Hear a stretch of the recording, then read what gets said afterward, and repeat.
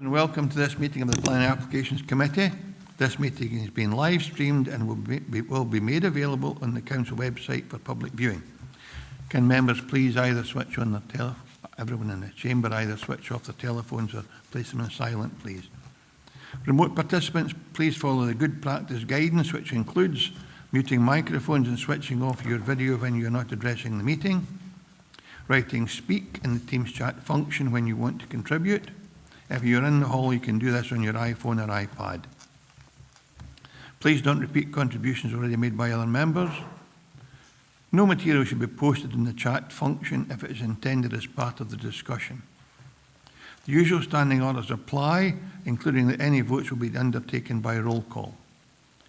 If any member has to leave the meeting, please either leave the Teams meeting for that period of time or write leave in the Teams chat function and then join when you rejoin the meeting so we can keep track on whether the meeting is quorate. All members should speak clearly and directly into the microphone when making contributions, and when referring to reports, please provide reference to the relevant page and paragraph to allow everyone to follow. Please focus contributions on areas where clarification is required or to propose an alternative to a recommendation. Then the usual standing orders apply, including that any votes will be undertaken by roll call. Tracy, can you confirm the said and remote participation of members, please? Thank you, Chair. Good morning, everyone. Morning, members. We've got 17 members present in total, 6 members present in person here at Council HQ, being the Chair, the Vice Chair, Councillor Beretti, Councillor John Campbell, Councillor Hislop and Councillor Slater. 11 members present on Microsoft Teams, being Councillor Blake, Councillor Davies, Councillor Drysdale, Councillor Howie, Councillor Maureen Johnston, Councillor Jordan, Councillor Lowe, Councillor McFarlane, Councillor Marshall, Councillor Thompson and Councillor Walters. 2 apologies, one from Councillor Drybra and one from Councillor Hill, and not present at the start of the meeting is Councillor Ian Crothers. Next, Chair. Thank you very much, Tracy. Members, are there any declarations of interest?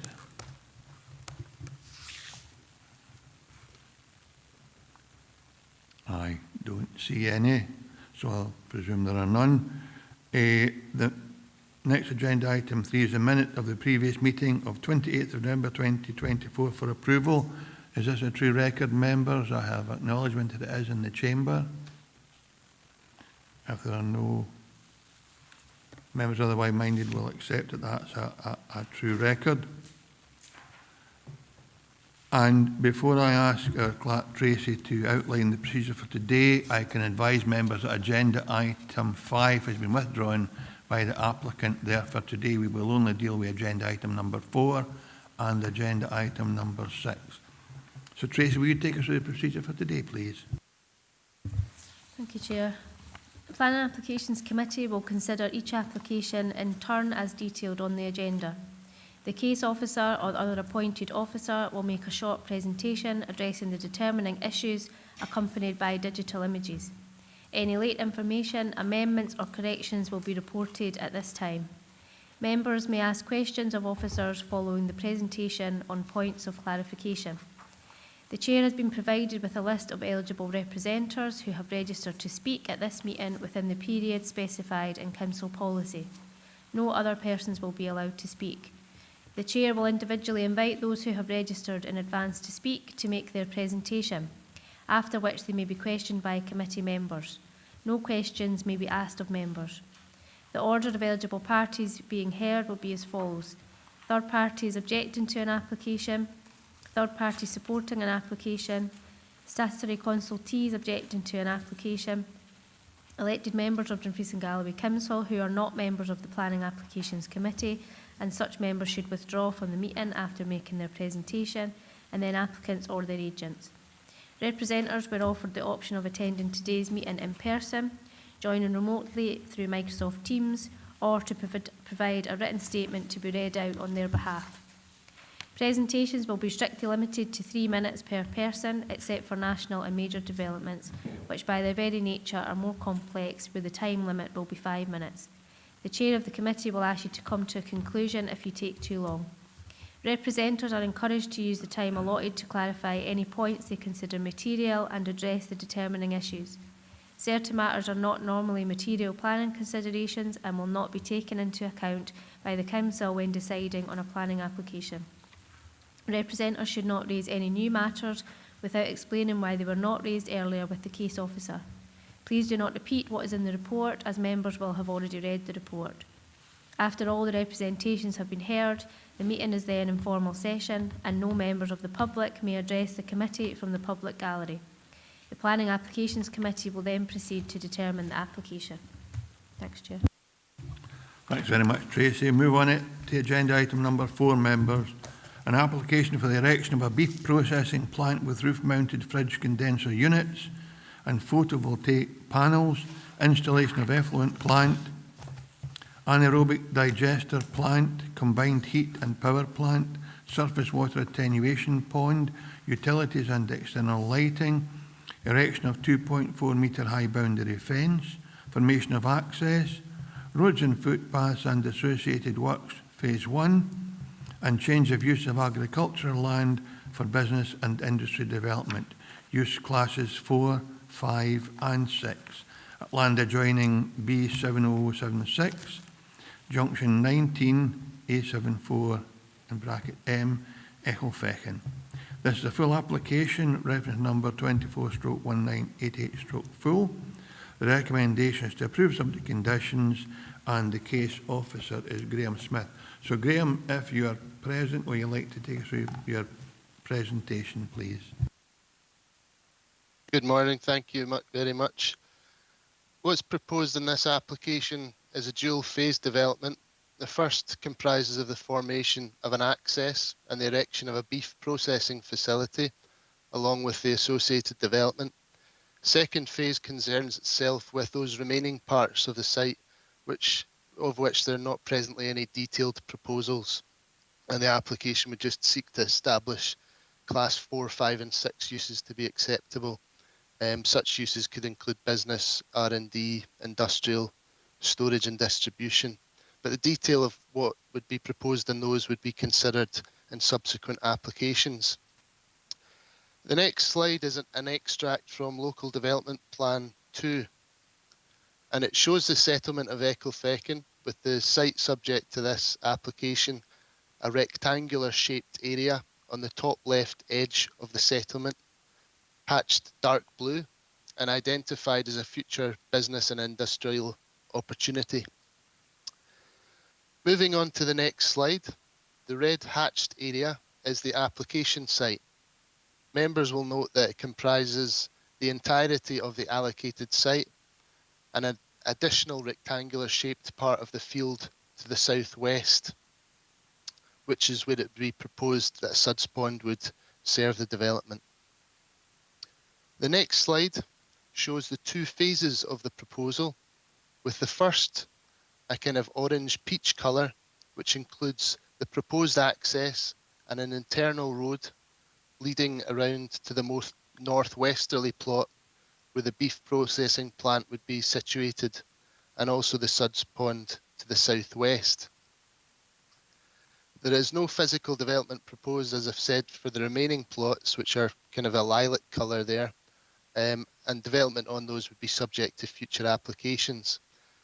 There is, however, a strategy for the wider site proposed here in terms of surface water drainage and landscaping, with the drainage being discharged to the suds pond and the existing peripheral vegetation retained and to be supplemented through additional landscaping. The next slide just shows a satellite overhead which demonstrates that the site is currently open fields. The truck stop on the other side of the B7076 can be viewed to the north, with the M74 and railway line beyond that. To the east, members will note the presence of Hags recreational area, and to the south and west, open fields. Moving to the next slide, this is standing on the B7076, looking in the direction of Echo Fechin. The site on the right, as you can see, is open. The frontage forms part of the declassified National Cycle Network Route 74. The next slide is from the same position, looking northwesterly along the B7076, at the existing development. Members will note that the section of the site where the beef processing plant would be located is at a sunken part of the landscape relative to the B7076, beyond the truck stop on the left in this image. The next slide is moving up the B7076 to the northwestern corner, and that demonstrates the boundary with the railway line, with the area where the processing plant is proposed largely open grass. The next slide shows a perspective from the east, looking up towards the site from the roundabout. There's a public car park and pavilion at this part of the entrance to the recreational area. The view in the next photo is taken from the southeast, looking upwards towards the site, with the closest part of the site to this, where there are no detailed proposals for development at this stage. There would just be some landscaping put in. The truck stop is partially visible in the distance. The next slide just shows you the long straight extent of the southwestern boundary. You can see the truck stop in the distance again off to the right. The next slide shows the views of the site from the southwest. The white rectangular thing in the distance there is where the B7076 crosses the overhead railway line. The final photograph is again looking from the west back into the site, down in the direction of Ecclefechan. In terms of the proposal, the next slide shows the site plan. The access would come off the B7076, a position which has been determined to be the best for visibility and junction spacing, and the internal road would curve around to the northwestern end, terminating at the beef processing facility, which would have a secured entrance and be enclosed with standard security style fencing. The next slide shows a slightly clearer layout plan. Vehicles would enter the facility via the secured entrance, dispatch the livestock in a yard on the western corner of the site, which would then be mainly processed internally, and outgoing product dispatched via dock levelers on the eastern end of the building. A car park comprising of 64 spaces and 4 disabled person spaces would be to the southeast of the building, and the external plant to the northeast. There's also a motor and push bike parking to be incorporated with EV charging points. The next slide shows a cross-section of the site looking from the south, with the B7076 to the right. There's a dotted line in this image that shows existing ground levels sloping gently downwards from the roadside to the back of the site. And part of this proposal, as councillors will note, involves an element of cut and fill in order to achieve a flatter surface, with the plant on the right side cut into the land below the road, and at the other end a landscaped embankment. The next slide shows elevations of the beef processing plant, the main building. The design will be fairly typical for a business unit of this kind, steel framed, mainly utilising cladding, with the entrances and staff areas glazed. There would be a couple of staff areas on the upper floor containing facilities such as a canteen, office and meeting rooms. The operation will mainly occur internally on the ground floor, and the roof design has a shallow pitch to it, as you can see. Next are elevations of the external processing plant. Members will note that this development seeks to integrate an anaerobic digestion system, sustainable heat production unit and effluent treatment on the site. The next slide shows the secured entrance, a small security hut with boundary treatment in this part of the site comprising of a wall, but with a security fence around the rest of the periphery. There's a strategy for landscaping in the wider site, which includes retention of existing trees on the roadside boundary and a scheme of planting that looks to supplement that. The next slide just shows landscaping associated with the second phase, the part of the site that is further towards the settlement. The next slide shows that there is some landscaping also proposed next to the Suds Pond. Landscaping would comprise of over 240 trees, incorporating birch, hawthorn, beech, cherry and oak trees, planted native hedgerows, shrubs, wild meadow and aquatic varieties in the pond, along with measures to protect existing trees along the periphery as specified in the site guidance. The normal conditions are proposed to secure this and ensure that it's delivered successfully. We can move on to the next slide. Before I finish, one of the things I should point out is that in terms of consultations, we're still waiting for a response from Scottish Water. Now, Scottish Water were involved in the initial stages when the land was identified for business and industry, and formal correspondence from them is also included in the applicant's drainage impact assessment. We don't anticipate an objection from them to this development. However, in the event that today councillors are minded to go with my recommendation, I would propose that the formal approval would not be issued until such a time that Scottish Water has provided us with their anticipated response. In the unlikely event that there would be an objection, the application would be held and referred back to this committee at a later date for further consideration. However, if as anticipated no objection is received, the decision would be issued in accordance with the committee's decision today. To summarise, what is proposed in this application is considered to be in accordance with the development plan, and a design has been arrived at that is considered to be acceptable in planning terms, subject to both the conditions listed and also the outstanding Scottish Water response. The recommendation is therefore favourable. Thank you very much. Thank you, Graham. Any questions for our case officer? I've got Councillor Slater, followed by Councillor Campbell, followed by Councillor Baretti. Yes, thank you, Chair. First thing, this beef processing plant, could I just clarify that's basically a slaughterhouse? That's first thing. Also, these anaerobic digesters, what are they actually going to digest there? That's important. And also, is there any effluent or anything that comes off these units? Thank you. David, Graham, sorry. Yeah, a slaughterhouse might be a different word for what's proposed. It's not what the applicants used. So you could refer to that, I think, in that terms if you wanted. The anaerobic digester plant will be processing effluent, foul drainage, some waste from the operations. So that's what would be happening there.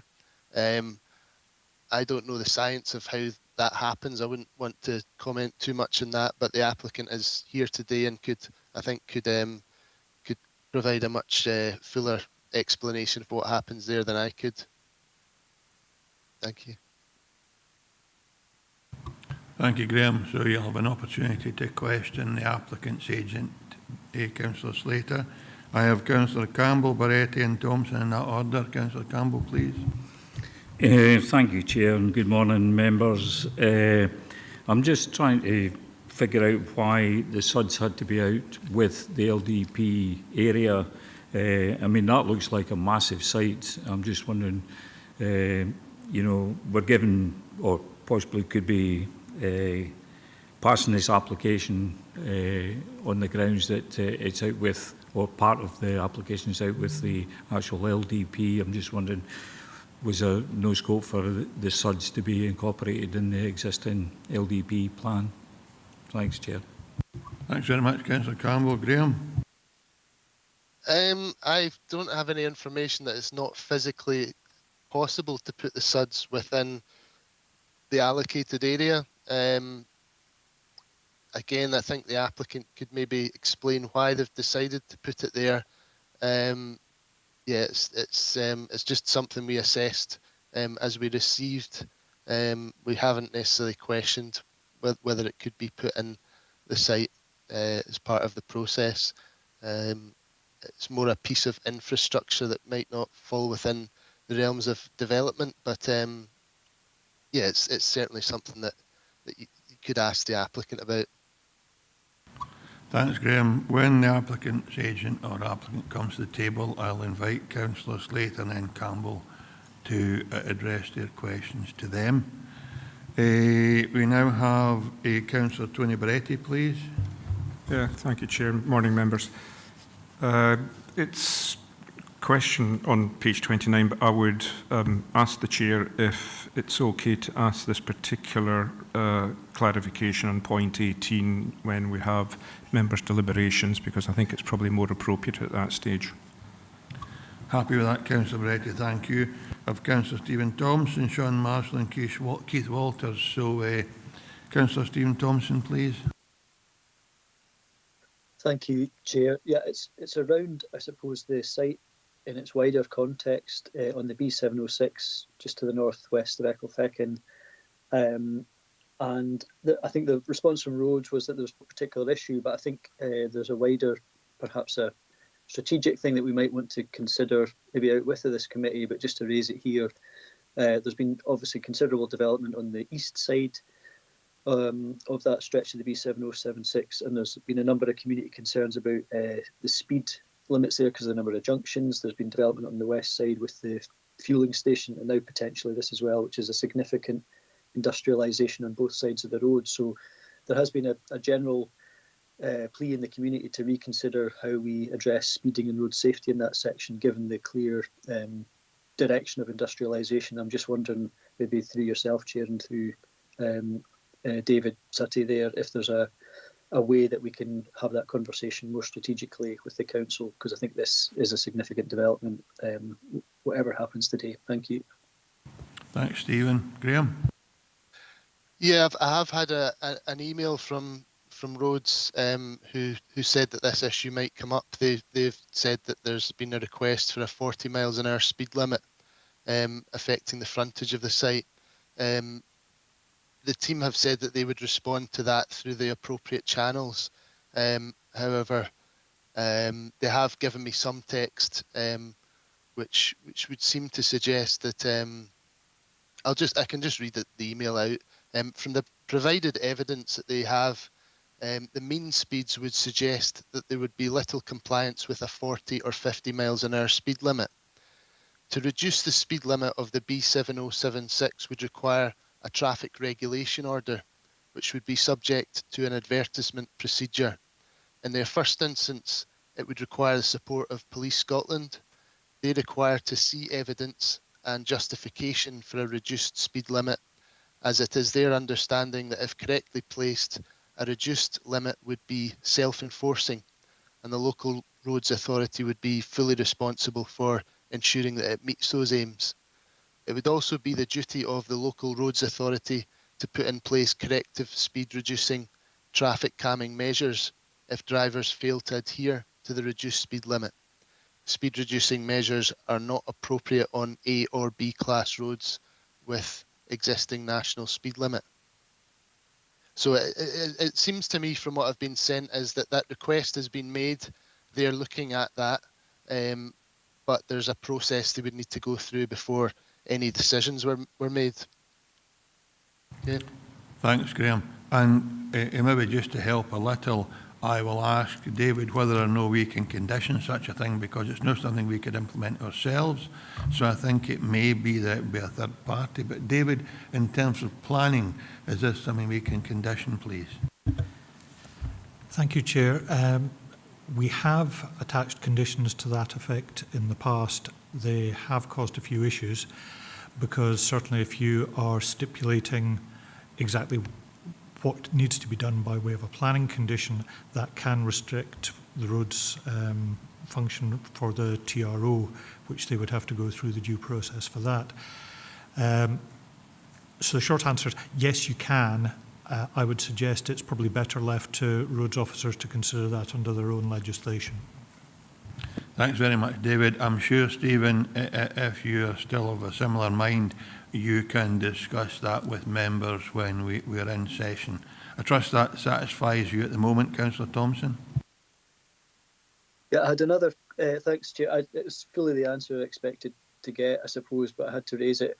The other point was just around odour. I know it's sort of mentioned a little bit because it was a concern expressed. So there seems to be a bit of a reference in the paper saying it would be, in normal conditions, it would be fine, but it's just what recourse is there for residents or people affected if there's an increase in odour for some reason, because that has been a community concern as well that's in the papers. Thank you. Thanks very much, Councillor Thompson. Do you want to add to that, Graham? Yeah, there's a lengthy odour impact assessment that's been submitted with the application that outlines a range of things that could potentially go wrong in the operation that would then have a knock-on impact on the odour that would come from the site. So there's each of those scenarios are presented in this report along with contingency measures for how they would mitigate that and how they would seek to avoid any adverse odour. So that's added as a condition that be complied with. Thank you. Thank you. Thanks, Councillor Thompson. We now have Councillor Marshall, followed by Walters, followed by Carruthers. Councillor Sean Marshall, please. Yeah, thanks, Chair. Yeah, it's in relation, it can touch, I noticed there is a number of roads conditions already suggested in the conditions attached to this application. It's in relation to 4.12 on transportation.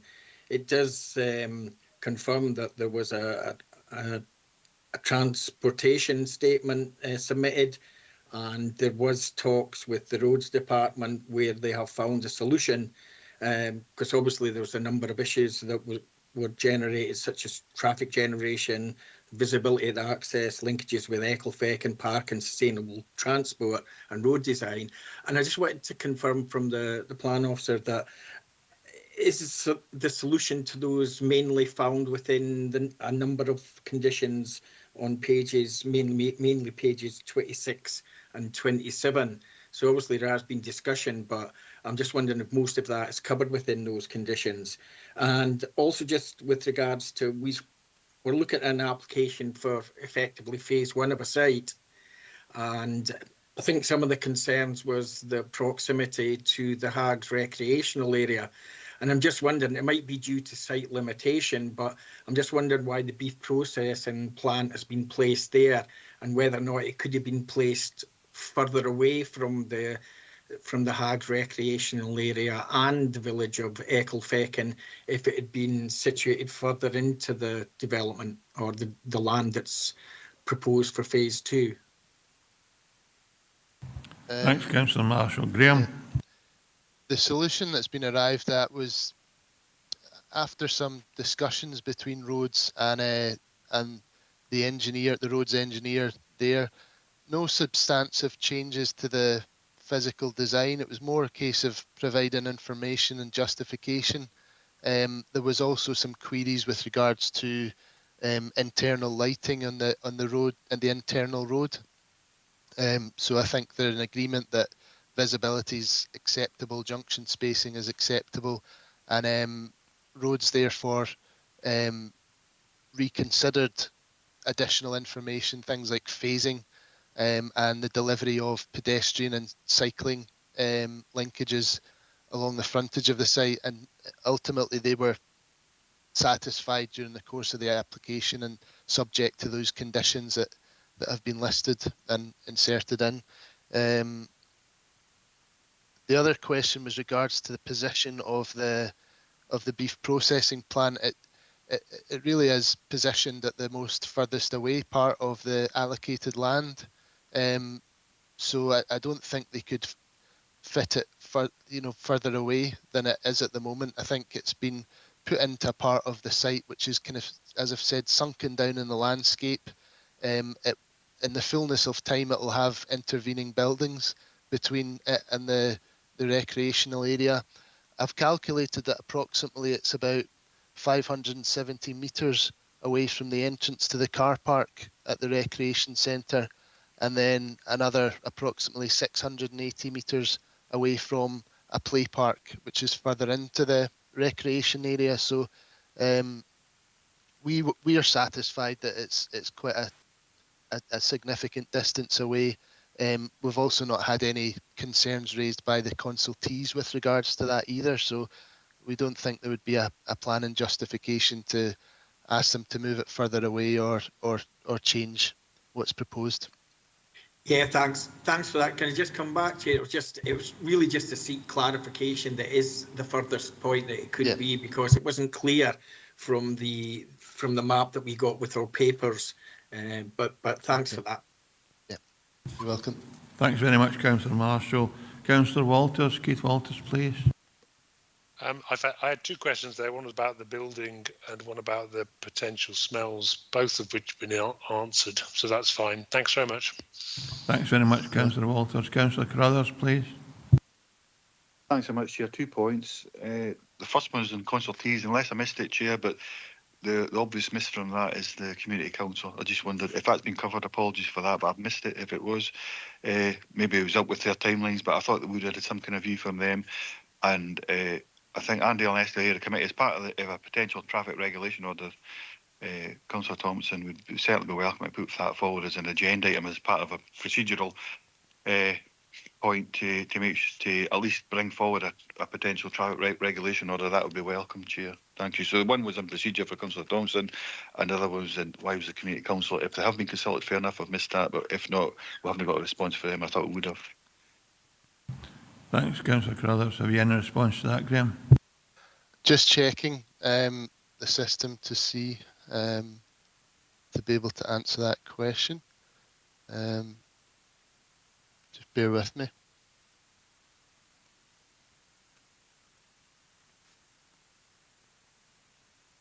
Just when Graham's looking at it, a wee thought, just on the back of Councillor Marshall's question there, Chair, I wonder if, so I think Councillor Marshall's absolutely right. As far as the papers we've got in front of us in the location plan, it's not overly obvious, but come back to the previous slide that we've seen, I think it is tucked right up by next to the old station yard, I think, isn't it? The old railway station, Echo Feckin. So it's about as far away from the play area as it can get, I think. Just for clarity in regards to that, please, as well.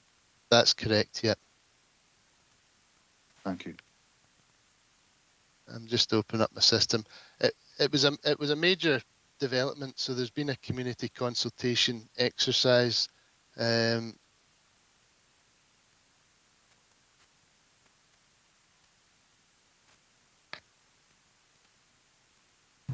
If it will help, we engage some time. We can proceed at the moment, and then when we're in session, you can come back and advise Councillor Carruthers whether you've found the information he's requested. Oh, Mr. Sutty has it. Well, it's just to inform members really that community councils are formally consulted as part of the weekly list, and there was also, as Graham's correctly said, as a major application, there was a formal pre-application consultation process, but looking through the documents we haven't actually received a formal consultation response from the Community Council. They're under no obligation to do that, but they will have been consulted formally as part of the weekly list. It appears they've chosen not to submit a formal comment as far as I can see. Councillor Carruthers, I see you're looking to come back in. No, actually, that does answer it. Just that obviously coming from a lot of families from that area as well, I would have got the impression that the village was in support of it. That's why it was. I thought there might have been some kind of formal feedback for that. Thank you. Thanks, Councillor Carruthers. Councillor Drysdale, please. Thank you very much, Chair. Good morning, members. Thanks for the presentation, Graham. Just a quick question. When you've been showing us the plans, it's quite difficult to see if this particular applicant has looked at different ways of odour removal. And I just wondered if that can be considered. So things like Desotec, which are activated carbon filters, and closed tanks for intestinal waste and things like that. And if not, could we possibly talk about that later, Chair, just to look at what can be done to prevent the odours? Thanks. Thank you, Councillor Drysdale. Graham, please. I think the applicant will be able to, or the agent will be able to give a more detailed and informed response than I will. A summary of their odour impact assessment. And that's fine. Again, Graham, I'll invite Councillor Drysdale to ask that question of the applicant or agent when they address the committee. So, are there any other questions for our case officer members? If not, we will move to the registered speakers today. The first registered speaker is Dr. S.M. Sager, an objector via Microsoft Teams.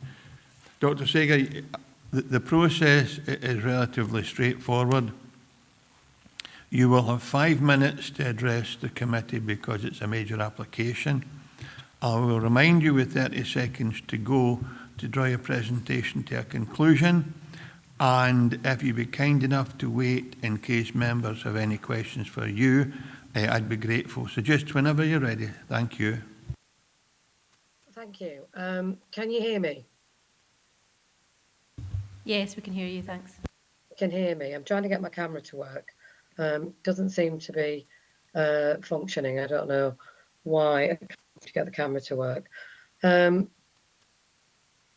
long as you can hear me, that's the main thing. Okay, first thing to say is that thank you, Chair. Thank you, members of the committee, for allowing me to speak today.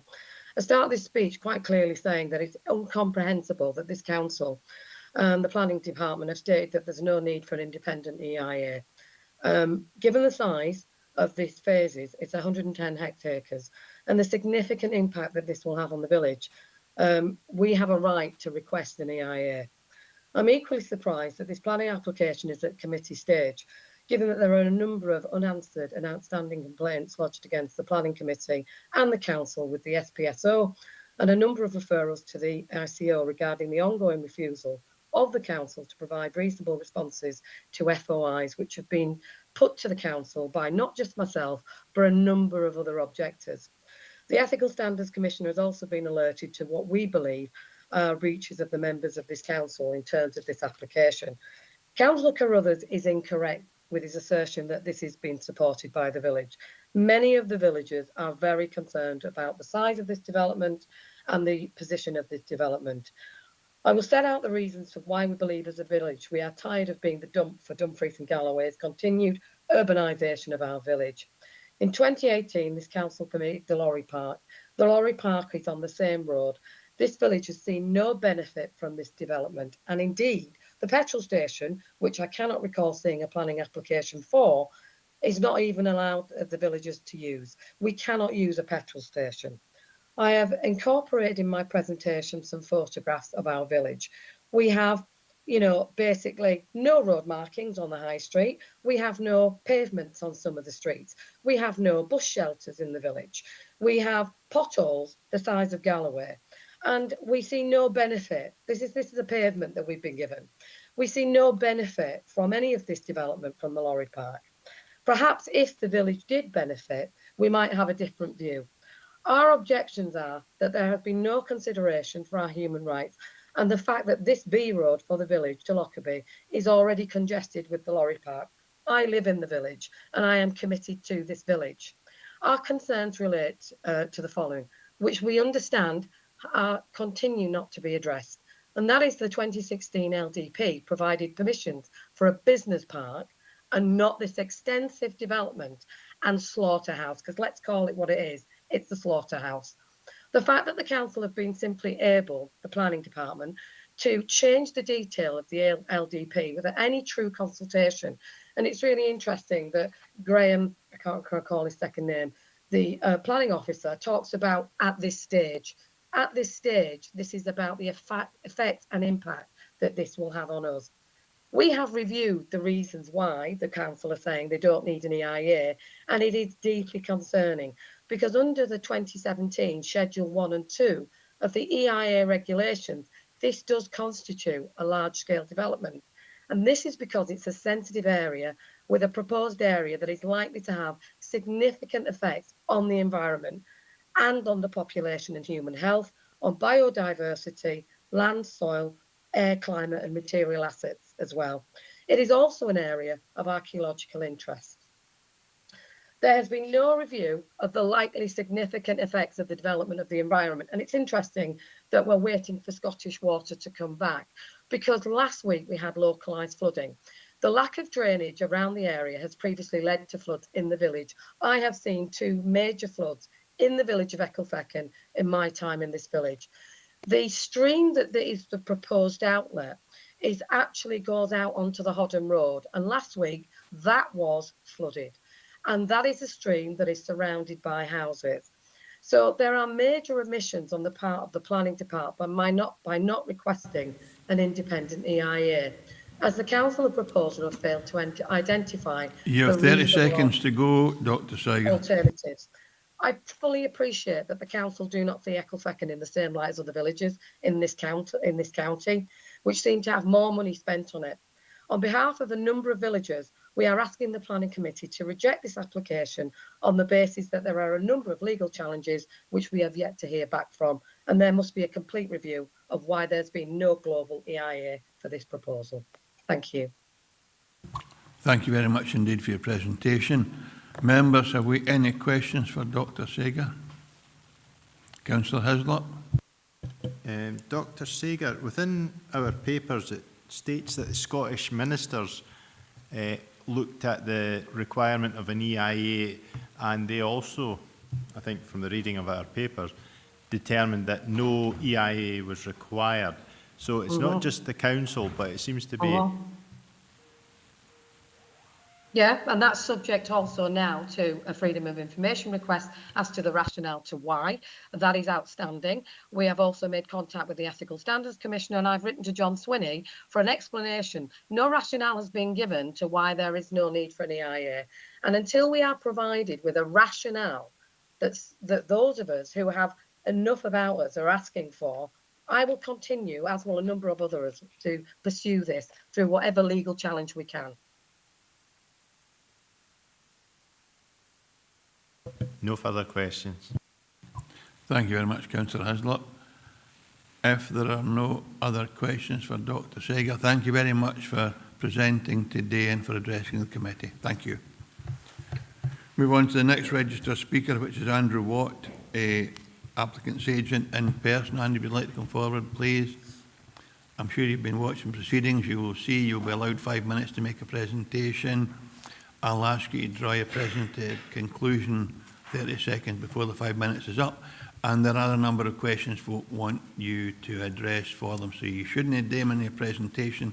You have the opportunity to do these responses after your 5 minutes. So whenever you're ready, Andrew. Thank you, Chair. Good morning, Chair and members, and thank you for allowing me to speak to you today. This has been a 12-month planning process to reach today's meeting with the recommendation for approval that the officer has explained. The proposals have been subject to rigorous preparation and scrutiny, including pre-application advice from your officers, screening for environmental impact assessment and widespread pre-application consultation, which included well-attended open days in Ecclefechan Village Hall for face-to-face discussions with the community. Pickstock, the developer, is committed to a high-quality scheme at Ecclefechan, delivering on all requirements set out in the Council's local development plan. In fact, the content of the application has been driven entirely by the local plan allocation for business and industry development, starting with site choice and working through the requirements for a comprehensive scheme in a carefully landscaped setting. The officer report confirms to you unequivocally that the planning application delivers on all fronts, so I do not need to repeat the content or say much more before you move on to debate the application. There are two matters that I personally want to highlight. The first is that you might have noticed there's a technical objection from Scottish Power within the report because the development will replace displaced power lines. They're pole-mounted lines that cross the site, not the major tower line that crosses a small corner. The poles will be diverted at the developer's cost, and the likelihood is that those cables will be grounded, running in a service strip alongside the new estate road. The cost of moving those lines is considerable, so the details will be finalised in the event that planning permission is granted, but not before. And the second matter I want to turn to is not covered in the officer's report because it was a change that was made to the development in response to feedback during the pre-application process. And The Community Council in Ecclefechan and a number of visitors to the Village Hall open days explained that there's a problem with queuing of lorries at the Certas fuel station that was pictured earlier. We're told that lorries can queue on the road to Lockerbie, making it difficult and potentially dangerous on occasion for other road users who need to overtake the queue. The lorries are not doing anything wrong because there are no restrictions on the road there, but the applicant recognised the opportunity to facilitate improvements. So just prior to submission of the application, proposals were adjusted to make provision for a new slip road at the fuel station capable of accommodating up to 4 full-length articulated lorries.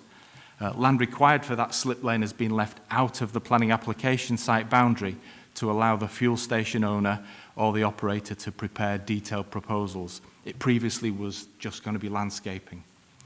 The slip lane wouldn't be installed by Pickstock because it's not their fuel station, but Pickstock's scheme facilitates the improvement which we hope will be provided by the station owner.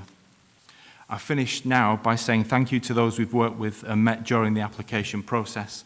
The engagement and assistance we've received from your planning officers, Ecclefechan Community Council, Ecclefechan Village Hall custodians and the local community has been significant and is greatly appreciated.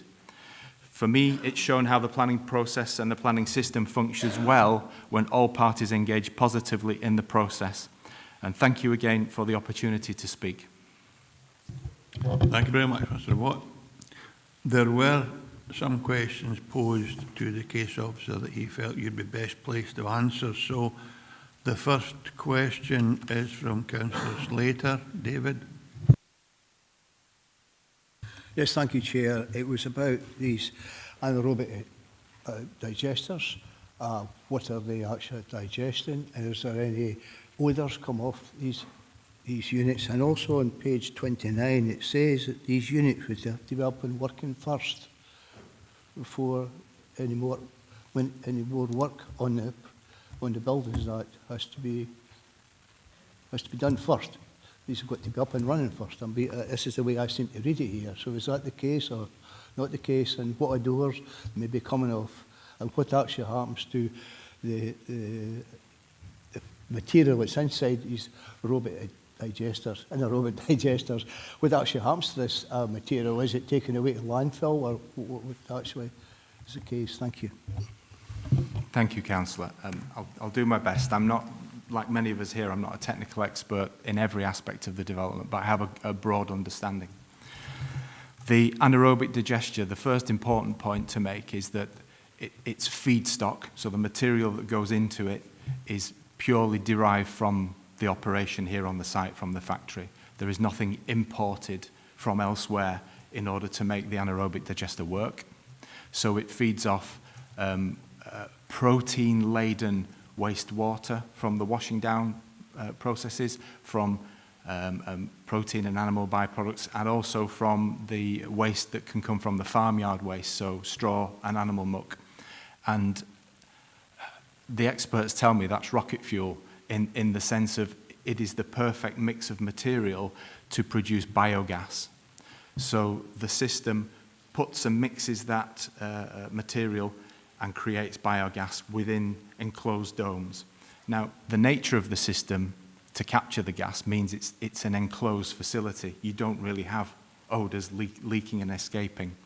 And the gas that comes off is then collected, treated and used on site to power the on-site power plant, which provides electricity and heat and various other energy contributions. So there's very little potential for odour, but there are components within that system which are designed to control odour, and they include carbon-activated filters.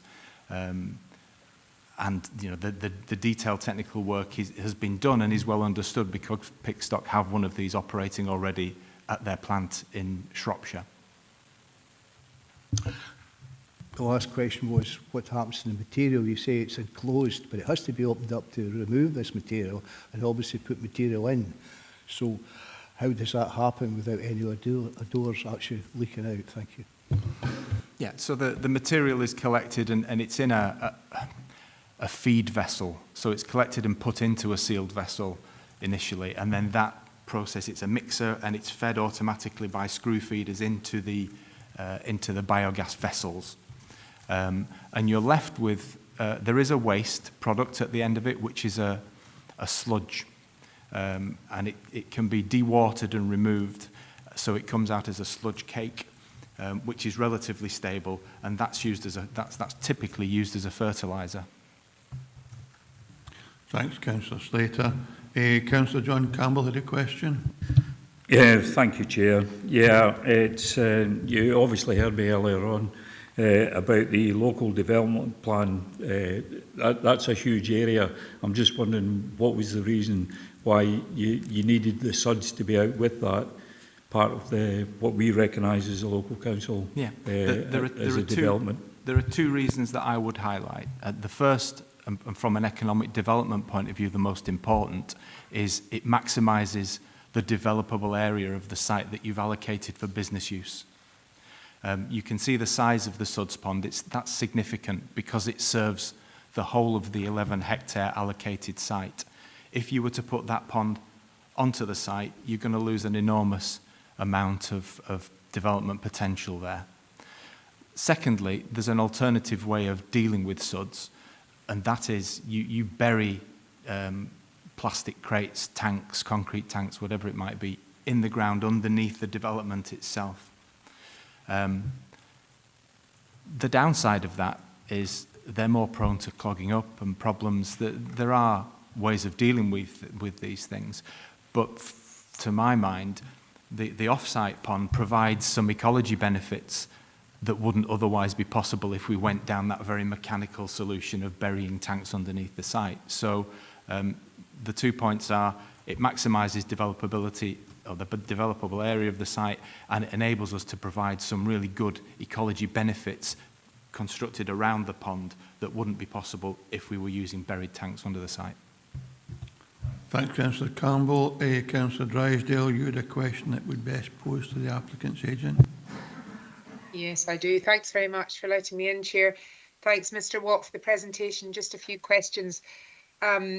We see that slaughterhouses emit volatile compounds, which are VOCs, which may or may not become more odorous in warm weather. And if members would like to look at page 24, point 411, quite far down in the paragraph, you can see that in terms of odour, a survey from a suitably qualified professional has demonstrated that odour will not be significant in normal circumstances, and there will be a range of methods at the applicant's disposal to prevent any adverse odour from occurring in exceptional circumstances.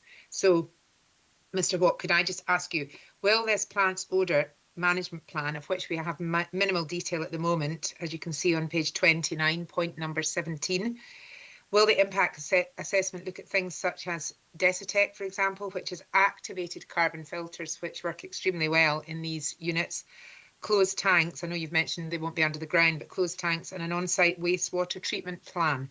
So if you could just give us more detail on that, and then if members are minded, we could consider a little bit more detail on the conditions perhaps with regards to the odour, as we have heard from one of the objectors today, and the concerns are there within some members of the community. And obviously I'm willing to take guidance from David Sutty as well. Thanks very much, Chair. Thanks, Councillor. So the odour management plan that you may have seen or has been referred to in the officer report sets out the broad principles for how odour will be managed, and it starts by recognising and acknowledging the odour potential or the odour sources on the site, and then explains how they'll be dealt with. At the planning application stage, that is intended to provide sufficient comfort to the planning authority and to your consultees that the issues are understood and are capable of being managed. There is a further process where the site will operate with an environmental permit. Now that is a separate process and a separate application. SEPA, the Scottish Environment Agency, issues and manages those permits, and that will also replicate and go over the detail of odour management in the same way. So ultimately that permit is what's required to operate. The permit granting authority will need to be satisfied that the odour management plan is in place and effective. So you've got two layers of protection there. The first, which comes via the planning condition, which your officers are recommending, and the second, the operating permit, which would be overseen and monitored by SEPA.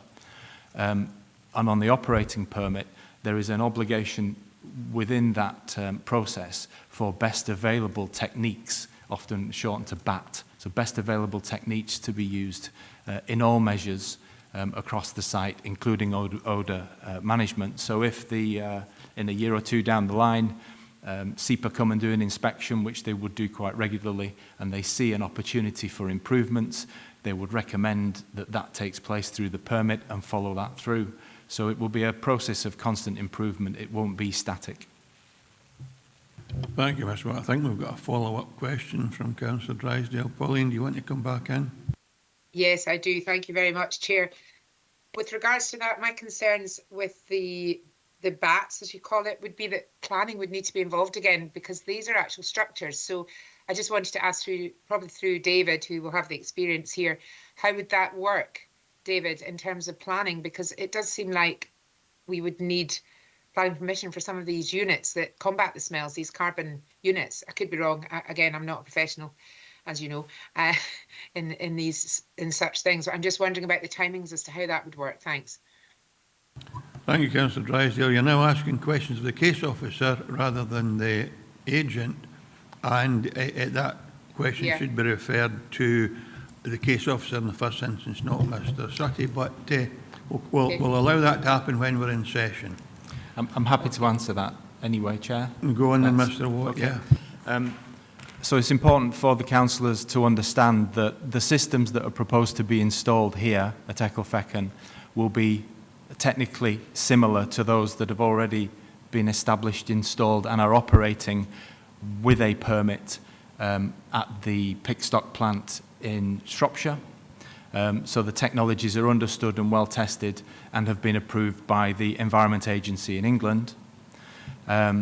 So there is every expectation that SEPA will be happy with the proposals, and there wouldn't be a need for further development of the sort that you're referring to or concerned about. So the starting point we have is not an experimental one, it's one that has been tested in the field. Thank you for that response. And Councillor Drysdale might want to ask our case officer for her own personal clarification or satisfaction, and I'm happy to accommodate that. I have another question for you from Councillor Ian Carruthers. Councillor Carruthers, please. Thanks very much, Chair. Just in regards to going back to the consultation, so I think Serena came in and she's made a clear statement, and she's outlined it very clearly that there's a level of objection from some of the people in the local community, Ecclefechan, and the wider, if you look at the objections, the wider beyond that. But you spoke about, you said, listen, it's really good that people, it shows you the planning system can work, it can work well when people engage in the consultation process. I just wonder if you could have expanded a wee bit beyond that in regards to what the wider community felt in regards to the consultation process that you undertook in regards to the plant being constructed. Thank you. Thank you, Councillor. We undertook widespread public consultation prior to submission of the application, and that involved direct contact with the Community Council. Members of the Community Council also attended the 2 open days that were set up in Ecclefechan Village Hall. They were full days. We were there from 8 or 9 in the morning through to 8 in the evening. We had good attendance and good engagement from the local community. I think we've ended up in the situation where the Community Council has decided neither to support nor object. I don't know what the reasons for that are, but the improvement to the petrol station, Slip Road, for example, was one of the things that we changed about the development in direct response to conversations that we had with the Community Council representatives. So even though evidence of their engagement or opinions are light, we've certainly had those conversations and those communications, and they've been very constructive. Thank you, Mr. Watt. I don't see any other questions for you as the applicant's agent. David Slater. Yes, Chair, this is more a general question. There are several plants across the country. If it's a general question, is it for in session or is it for the applicant's agent? Well, it could be for the applicant as well, yes. When you go, over Councillor the country, there's several places that actually deal with dead body parts from animals as such. And I don't think there's such been a case yet where odours haven't escaped from these premises, and if they do, they're quite bad. So really, it's important that these units are totally sealed and nothing actually escapes. Because this is a question? Well, it is a question, yes. Can you refer it to the applicant's agent then? Okay.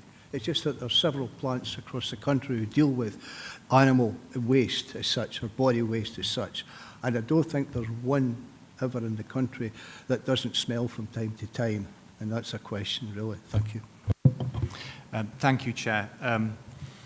I'm fortunate in the position I have that I work for some of the animal byproducts businesses that the councillor refers to. So not the processes of the animal in the first instance, like Pickstock, but the businesses that then receive the waste, so the animal byproducts that are not passing into the food chain. Now here, the waste is limited. Almost everything has a value. So the animal hides, the offal is highly priced for pet food. There's very, very little waste leaves the site, but what does is on site for perhaps 12 or 14 hours or so in a covered trailer and is then removed from the site to go to one of the specialist plants that you refer to. So the material at that stage is relatively fresh, and its value is retained by being fresh because then it can be processed and used for other beneficial pet foods, other things which have a commercial value. If the material is left to degrade, which is when it would then become more odorous, its value is also degraded, and it has to go to a different end use where it's incinerated and turned into a very basic meal and oil product, not one that can be used in the food chain. So there is every incentive for Pickstock as the operator to keep that material fresh and to deal with it and get it off-site quickly because its value is so much more significant as a fresh ingredient for the pet food and other industries. Thank you, and we're not digressing into discussions about what happens in transport because this is a plan application for Ecclefechan only, the base. Thank you, Chair. Any other questions for the agent today? In that case, Mr. Watt, thank you very much for being present. Members were in session, and I know Councillor Barretti had a question to pose to either Graham, Mr. Sutty, or indeed elected members, and I think Pauline Drysdale wanted some reassurance, shall we say, Councillor Drysdale. So, Councillor Barretti first, please. Thank you, Chair. As I referred to, it's page 29.18, but I would also bear in mind page 18.15 at the bottom, solar PV on the roof. I'm just wondering, the recommendations say there in the second sentence, thereafter the said plant panels of the plant shall be retained in place and maintained for the life of the development. My understanding of PV is that it is likely to either suffer degradation or failure, and I'm wondering if that could actually be written, because I've just put down very quickly, and replacement panels installed when operationally necessary. Because if this building is going to be a long time there, then they are going to have to look at the operational effectiveness of panels, and not only the panels on the roof, but PV cladding, so it's building integrated photovoltaics, which isn't really captured in that.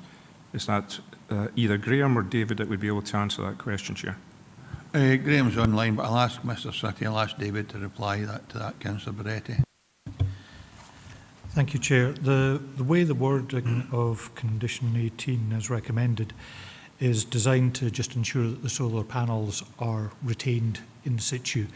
But if you were to repair or do a direct like-for-like replacement because they've exceeded their functional life, then that isn't actually development. It doesn't require planning permission.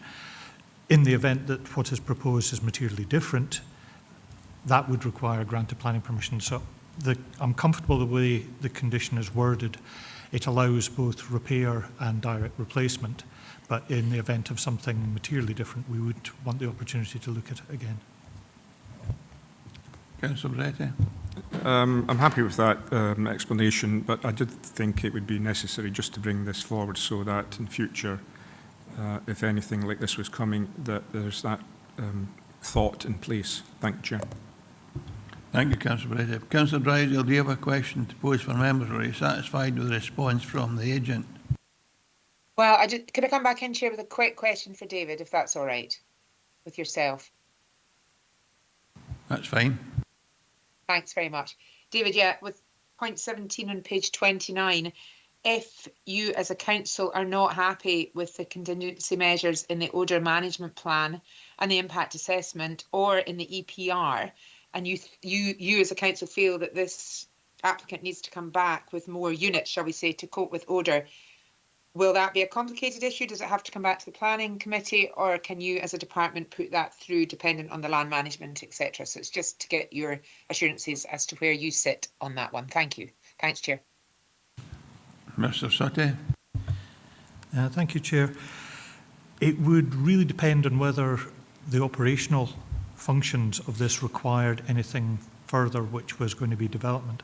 If there was an established odour problem which Environmental Health had, using their powers, served any notice on, if the only way of mitigating that and complying with their requirements was to put something in which was development, then yes, just as I replied to Councillor Moretti, that would require further application. But if it's more to do with, in my experience, where odour occurs and mitigation has been put in, it's usually due to management of the system, that it's not been properly maintained, and therefore it's quite easy to mitigate it without needing further development. But in the event that the sort of hypothetical one you're talking about, if it needed new physical development on the site that wasn't permitted development, then yes, that would require further application, which may or may not come to the committee under the scheme of delegation.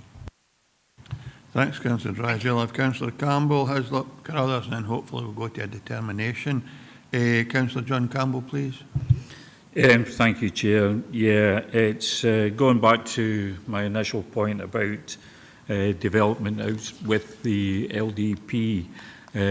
Can we have assurances from our planning authority that this doesn't set a precedence? Because it worries me that if we give this planning permission today, that other developers may sort of put an application in, and part of the application may be out with what's recognised as a development area.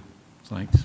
I'm sure we all know that every application is considered on its own merits, but Mr. Sutty, please. Thank you, Chair. SUDS is the sort of development that is quite commonly out with settlement boundaries. You'll find, for example, maybe not SUDS, but houses can have a SUD scheme or a filter scheme moving into land which is out with the settlement boundary, because generally speaking, it's not a physical built structure. So where you would see the industrial development would clearly be within the allocated B&I site, but the SUD scheme here, technically I suppose it could have been put within the application site, but I do remember reading something there about the soil conditions were not ideal within the site. So I have to assume, unfortunately the agent not able to answer this one, but there must have been a reason why it was chosen out with the site. But I don't have a problem with a development such as SUDS going out with allocated land.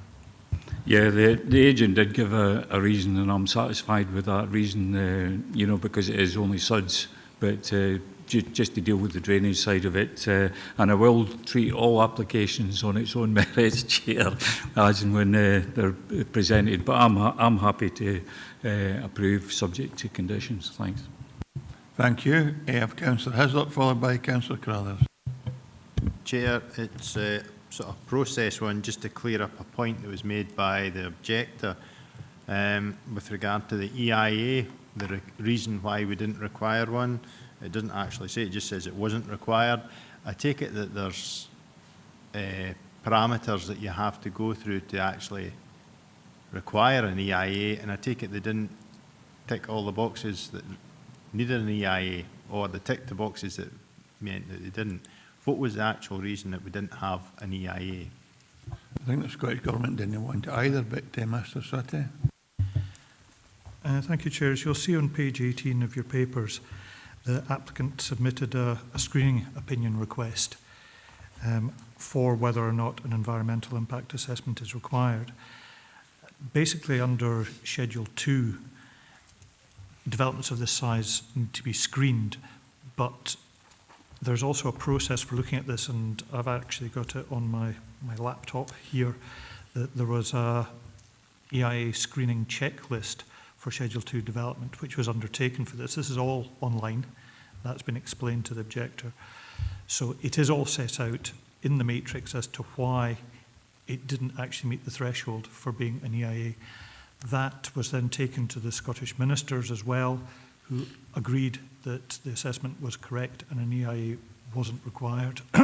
But notwithstanding the fact that an EIA, a full-blown environmental impact assessment, wasn't required, you'll note in your papers just how much supplementary information came in, which was tantamount to being an EIA, to be honest, with the amount of information that was prepared and provided.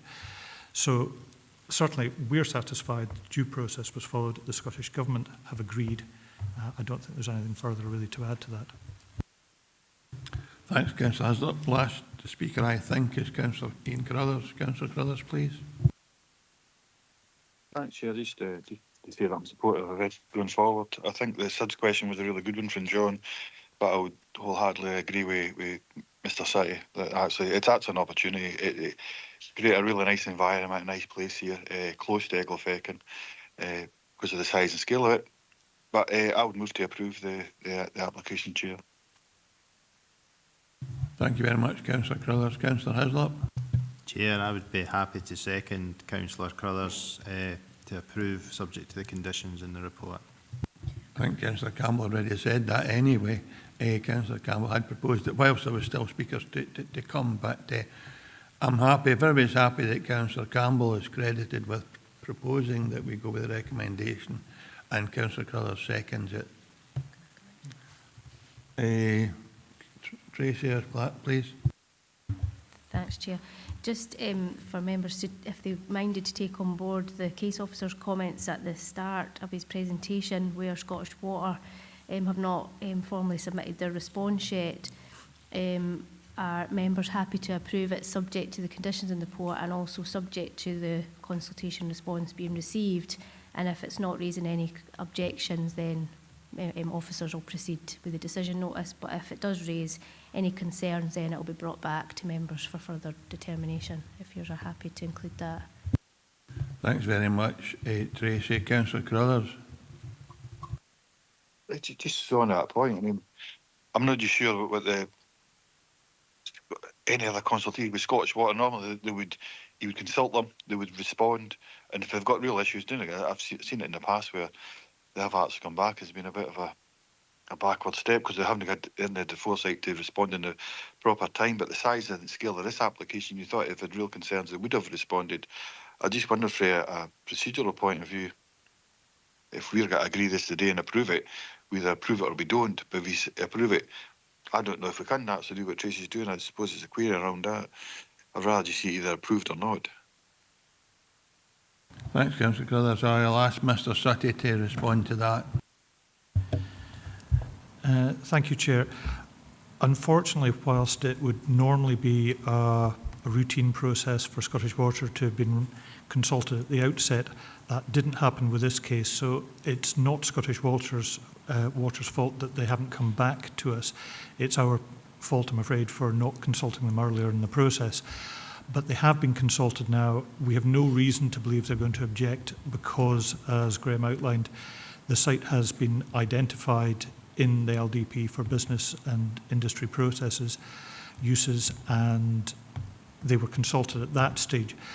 There is no discharge into their public sewer system, so the only issue is really whether there's sufficient water supply. I believe there is actually a water main either in or close to the site, so there shouldn't be a great issue as far as that goes. I do not anticipate a problem. It's really just in the same way as you would indicate a willingness to approve an application subject to a Section 75. It's comparable to that really what we're saying is subject to no objection from Scottish Water being confirmed for water supply, we would proceed to issue the decision. in the event that there is an unforeseen objection, then we would bring it back to yourselves. I trust that's satisfactory, Councillor Carruthers and Councillor Campbell. It is to a good degree for myself, but I'm just thinking, I used to work in the water industry, so David's talking about potable water. They apply for that. But I mean, the likelihood is that if they didn't get a potable water connection, they would just do a borehole. So, but I mean, I'm happy to go away with the advice that we're given, Chair. Thank you, Councillor Carruthers. Councillor Campbell. Yeah, thanks, Chair. Yeah, taking on board what Mr Sutty was saying there, you know, I'm comfortable just to approve the conditions as they stand at the moment, because if it's only just deemed a source of potable water, and then if there's already a supply pretty local or pretty nearby, I'm satisfied just to go as is and not have that addition added on to the recommendations. Thank you. With the confirmation that Scottish Water responses will be addressed appropriately by officers and with the conditions attached, we have a proposal to approve. That's been seconded. If there are no alternative views, I will ask our Clerk Tracy to confirm the decision of the committee. Thanks, Chair. So members have approved the application subject to the conditions detailed within the report. Thank you, members. The agenda item has been removed or withdrawn. We go into agenda item number 6.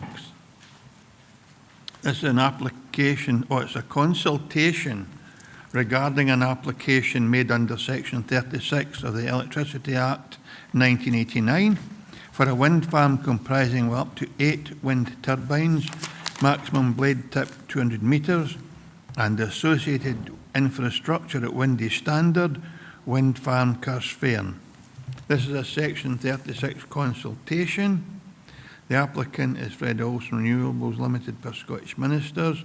The recommendation is to raise no objection, and our case officer is Robert Duncan. So, Robert, if you take us through your presentation, please. Thank you, Chair. Certainly, before I present the slides, there's one thing to note in your papers, page 58, paragraph 1.14. The quoted figure in relation to the size of the turbine should be 57.5 metres, not 47.5 metres.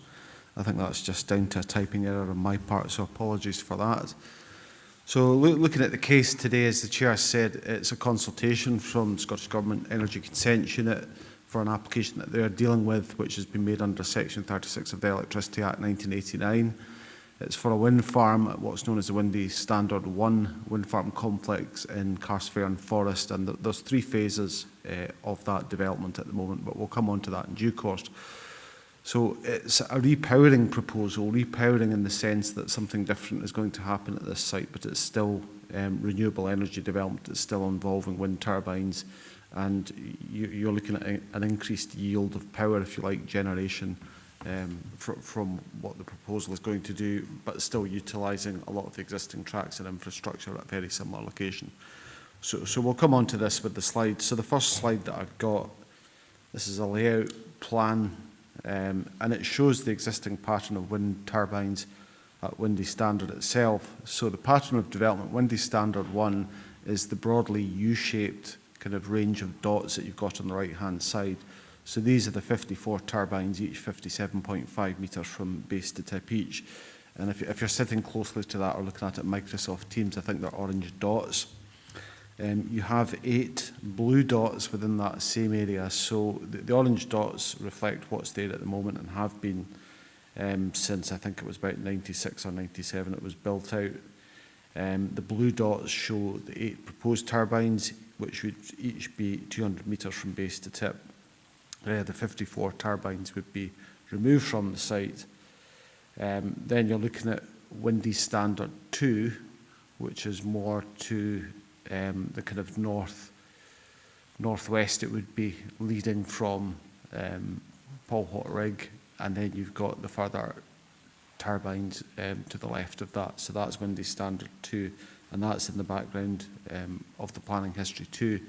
Further to the kind of northwest and further to the kind of west-southwest, you have the Windy Standard 3 proposal, which was again a Section 36 case, and that is starting to be built out. The towers were up there when I was out in site last week. So the first view, this is from a site visit which was undertaken last Friday before Storm Dara came in. So the conditions were reasonably calm at this point. The visibility was decent. It wasn't crystal clear, but it was much more successful than the previous week. So this is a view looking south. It's from the track between the control building and Windy Standard itself, along Gallow Rig, and it's looking across broadly southwest towards Polwhot Rig in the distance. It shows present Windy Standard 1 and Windy Standard 2 turbines. Now, you might notice the difference in proportions of these turbines in the sense of rotor diameter to tower height. That is a much smaller ratio for Windy Standard 1, whereas Windy Standard 2, I think, reflects a more modern turbine type, which is more typical, which has a greater rotor diameter in relation to tower height. The other thing, obviously, to mention is that the Windy Standard 2 turbines are much greater in terms of height than Windy Standard 1. They're approximately double, I think, from memory. They're 120 metres from base to tip. So this is a view. It's panning left from the previous one. Again, it's looking along that access track between the control building at Windy Standard, and this is along Gallow Rig. Now, this is the more elevated ground that you can see is Jedburgh Knees. You can see Troston Hill, which is the slight kind of rise, if you like, in the kind of middle of this photograph, and then you've got Polwhot Rig on the right-hand side. So this is showing the character of the existing development. This is now moving up from very close to the summit of Windy Standard itself. It's approximately 685 metres above Warden's datum. So you're up nearly at 2,500 feet here in Old Money. This is the highest turbine location within the Windy Standard 1 scheme. So this is looking north along Gallow Rig with Windy Standard 1 turbines on Troston Hill on the left-hand side. And you can probably make out the turbines beyond that in the distance. Those relate to the Windy Standard 2 development, which is operational. This is a view from the same turbine. It's looking now towards the south, kind of southeast towards Windy Rig Wind Farm with the distinctively shaped Moorbrook Hill, which you can see almost clad by cloud there. Behind it, Cairnsmore of Carstfern itself is out of shot on the right-hand side of this picture. And this is a view, it's looking towards the east from the same turbine location, and it's showing the other Windy Standard 1 turbines clustered around the summit of Windy Standard itself, which is just out of shot on the left-hand side. So this is the kind of high point of the site.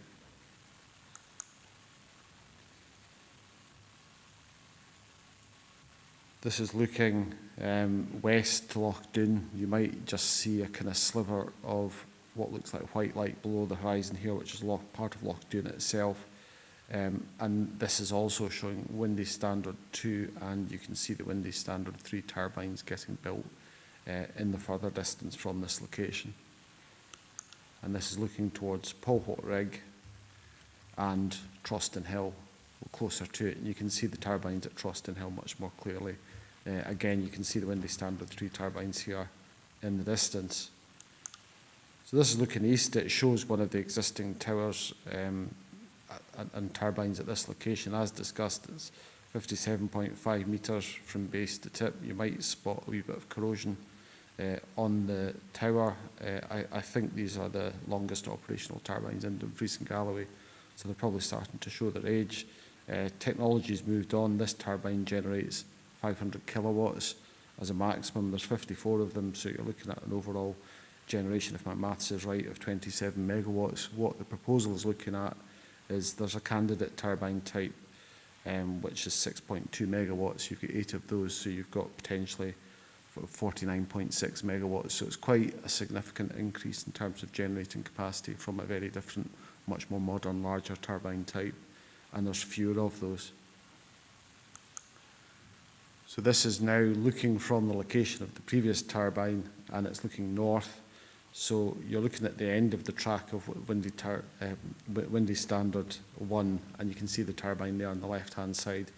There is cloud coming up from the adjacent valley, and you might be able to see the Afton wind farm, which is on the right-hand side. As a reference point, they're 129 metres from base to tip, and they're all located within East Ayrshire. So you're about maybe 700 or 800 metres from the boundary and the watershed with East Ayrshire and the drainage basins for the Nith and the Ken D. This is a view from the previous turbine. You can see at the end of that track, this is looking to the north and northwest towards the turbines forming the rest of the part of Windy Standard 1. So mainly Gallow Rig. Again, you can see Afton Wind Farm on the right, but the cloud was starting to close in at this point.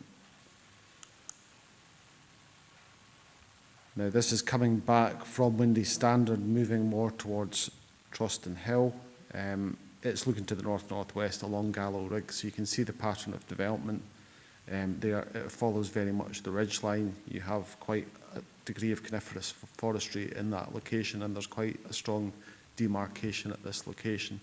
So that gives you an idea of the kind of character at Gallow Rig. Just out shot on the right-hand side, you've got Windy Standard itself, which kind of rears up and is the highest point of the site. And we've seen those turbines, so this is moving westward, if you like. So if you look in east, from Windy Standard 1 turbine located much further to the west than the previous one, maybe a kilometre or so. And this is looking towards Troston Hill in the foreground with Windy Standard beyond. And this is a view looking southeast from the Windy Standard 1 turbine located at NGR 260580615555, which is one of the more westerly located turbines in Polwhot Rig, and that's towards the Windy Rig wind farm. Again, those turbines are of a greater scale than what you have in the Windy Standard 1 proposal. And this is a final view looking north-northwest along Polwhot Rig from Windy Standard 1 turbine that you'd seen in the previous slide in a completely different direction.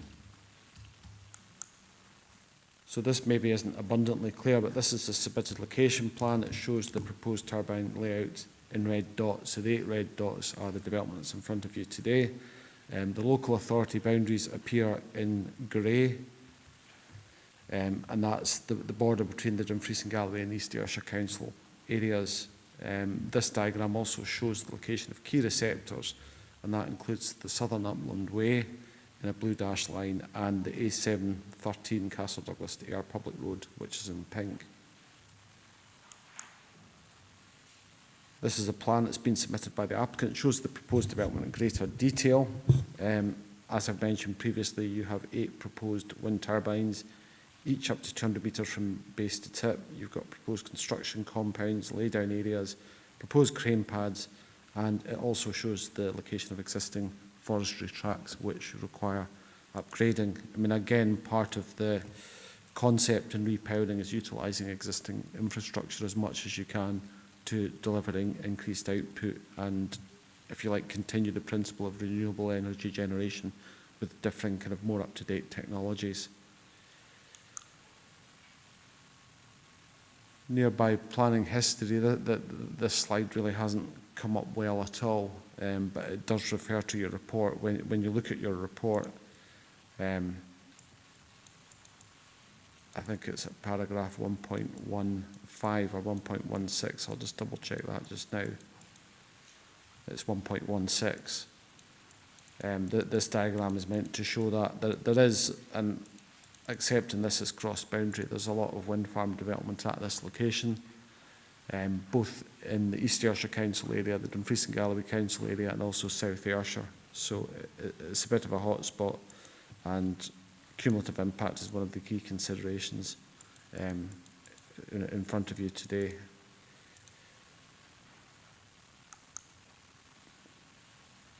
The applicant's diagram that's been submitted, this is showing the cumulative wind farms, and this is up to 20 kilometres from the proposal. So these are the developments that are closest to it, if you like. And again, this is a wider view. This is the outer circle. There's 45 kilometres from the proposed development. So it shows the kind of level of wind farm activity in southwest Scotland generally. This diagram shows the application site in relation to the nearest parts of the regional scenic areas that you have. The Thornhill Upland Regional Scenic Area on the right-hand side, and then you've got the Galloway Hills Regional Scenic Area on the left-hand side there in that cross-hatched area. So the proposal is not within either of those RSAs. There may be an impact on the Galloway Hills Regional Scenic Area, but it's not considered to affect its kind of core values or reasons for designation. DGW LCS landscape character types, again, that's referenced in the report, but that just lets you know what the situation is. So the site itself is situated partly on the southern uplands with forest landscape character type, and that's the Carstfairn unit, and the other turbines are located on a southern uplands landscape character type, again the Carstfairn unit. This is a view of the indicative wind turbine specification, 200 metres base to tip, so it's got a rotor diameter of 162 metres and a hub height of 119 metres, and that reflects modern kind of proportions for wind turbines. As a scale comparison, the existing turbines would extend to a maximum of 57.5 metres above ground level, so that's nearly halfway up the proposed tower that you see towards the hub on this diagram, just as a comparison. Proportions are different. There's now a greater rotor sweep area in proportion to height compared with the original turbines, and in terms of power output there would be a jump from 500 kilowatts, half a megawatt, to 6.2 megawatts for each turbine. And that's the proposed indicative wind turbine foundation general arrangement. That's a reinforced concrete structure mainly below ground level. And you've got a construction compound general arrangement shown as part of the submission 2, and then an indicative wind turbine hard standing general arrangement. So the area that is lighter, it almost looks like pink in this slide, would be temporary during the construction phase, whereas the blue area would be a permanent area of hard standing, with the location of the turbine mast shown on the left hand side there is the white circle. This is a proposed indicative access track general arrangement. Again, as has been discussed, there is some upgrading of existing tracks required, but utilising the existing location does help greatly in the sense that tracks need to be upgraded rather than wholesale replaced by something in an entirely new location. And that's showing the proposed indicative batching plant compound, so that would produce concrete during the construction period. Cultural heritage assets within the inner study area are looked at within the report. Now you can see the main construction area in relation to turbines and tracks and cables and so on is on the right hand side there, and you can also see there's no direct impacts to any archaeological features as a result of the development. So the ZTV diagram, this is a zone of theoretical visibility case, so it's done on a bare earth basis. So it doesn't include trees, buildings or other man-made obstructions or pieces of vegetation. So it represents very much a worst case scenario. You've got the different colours of shading here showing where the proposal would be most visible from. Now this is up to 45 kilometres. It's showing a tip height ZTV, so the areas are shaded are where you could theoretically see at least one tip. The dark blue area, I think, is the most extensive, so I think from memory that's where you could potentially see 6 to 8 wind turbine blades. So it basically shows that much of the visual impact would be to the west, northwest and north, out with the Dumfries and Galloway area. And this is a similar diagram. Again, it's showing visibility to turbine tip height, but this is out to 20 kilometres. There are other areas to the south, if you like, but that's on quite elevated land, and we'll see that in the photo montages and the visualisations. It's really not something that is going to be widely visible. It's only from a few certain viewpoints. So moving on to these viewpoints, the first one is Cairnsmore of Carstfairn. So this is from the summit. The viewpoint you will see is looking towards the proposed development, looking north-northeast on a bearing of 22 degrees, and it's at a distance of 4 kilometres to the nearest proposed turbine, so that's about 2.5 miles. Viewpoint 1, you can see the development at the bottom is shown with the red turbines. At the top you have the photo montage. You can see the level of cumulative development that's there at the moment. And then when you actually look at the development itself in this Y line, you have the proposed turbines indicated in red there, showing how they relate to the topography. And the final view from this location is a photo montage. So that is essentially showing what you would be looking at after the development took place. So in other words, after the previous one had been decommissioned and these had been implemented in combination with other development in the locality that's either approved or has been built out. So next viewpoint 3 is described as Water of Ken, which is near Netherholm of Dalhuern, if that's the correct pronunciation. And this viewpoint is looking towards the proposed development. It's looking northwest from this location on a bearing of 307 degrees, and the distance is about 5.1 kilometres to the nearest proposed wind turbine. So you have the situation here where you've got the photo montage at the top. On the wireline, you can see the proposed wind turbines. I should say that the ones on the left-hand side are the Windy Rig turbines, which are operational at the moment. You have a wireline there. That is just showing the proposed Windy Standard turbines. And the final photo montage shows an impression of what it would look like. So you're looking at the Windy Standard proposed turbines in combination with the Windy Rig ones, which are operational on the left-hand side. So you can see that on the kind of lower area, the kind of saddle, I suppose you could call it looks like here, between those two hills in the foreground.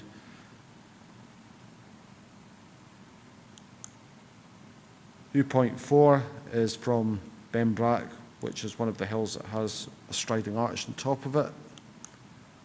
So this viewpoint is looking towards the proposed development. This is looking northwest on a bearing of 307 degrees, and the distance is about 7.6 kilometres from this location. So you get the sense of looking towards quite a sculpted, distinctive landform here.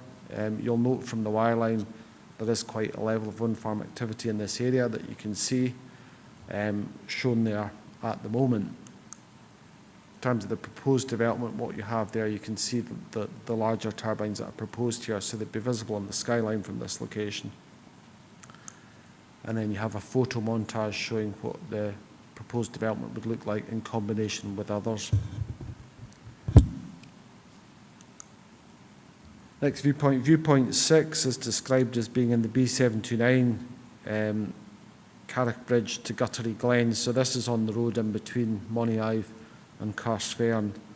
This viewpoint is looking towards the proposed development, and it's looking north-northwest on a bearing of 336 degrees, a distance of about 10.5 kilometres to the nearest proposed turbine. So this is as you travel from east to west, so you start to see Cairnsmore of Carsfern and its surrounding hills becoming quite significant in this viewpoint. The Windy Rig and the proposed Windy Standard 1 repowered turbines become more visible just on the horizon there to the right of that larger landmass on the right, the larger upland there, so it's starting to become visible and apparent at this location. You can see the wireline there maybe shows it better. It's, you're looking mainly at a few hubs, but mainly blade sweep areas that you can see here.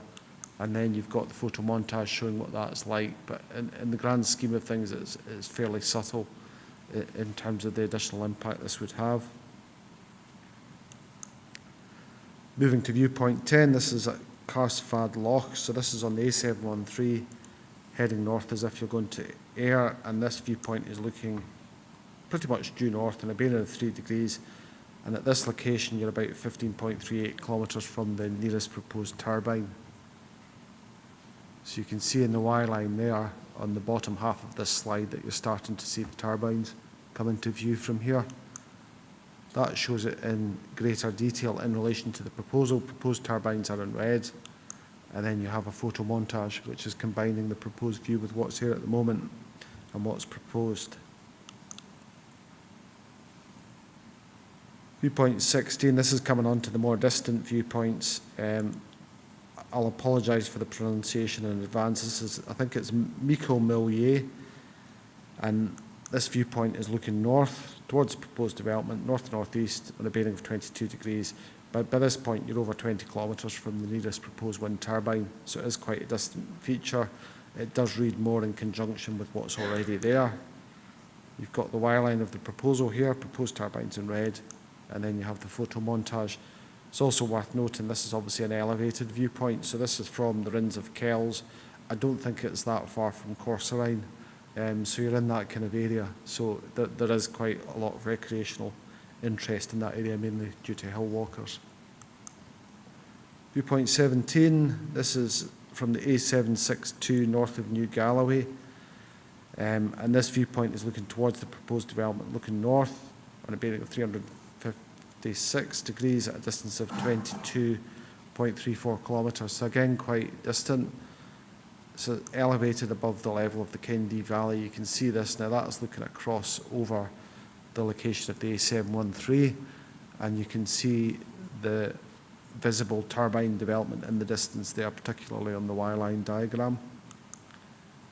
You've got the proposed wireline in relation to the proposal with turbines shown in red, and then you have the photo montage showing the change, if you like, to that viewpoint. The final viewpoint I'm going to show today is from Merrick, obviously the highest hill in the southern uplands, and this viewpoint is looking towards the proposed development, towards the northeast on a bearing of 47 degrees, and the distance here is 24 kilometres. So that's the kind of view you get, obviously more elevated than the base level of each turbine. And then you've got the photo montage, quite a distant feature obviously by this point. Sorry, this is the wireline, the photo montage is this one, but it's a much more distant feature here. So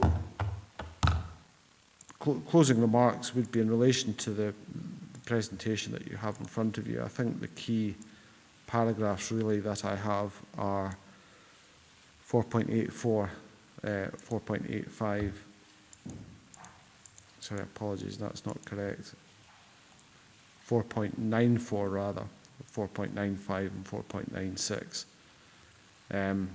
So in summary at 4.96, while it's recognised that some adverse impacts would still arise as a result of this proposal, it's considered that in the balance of considerations, these are very localised and they'll be the subject of mitigation, such that when a balanced and holistic assessment is made of the proposal against the terms of the whole development plan, as is advocated within MPF4, the conclusion is that the Council should support this proposal and raise no objection to the proposed development in its consultation response to the Scottish Ministers.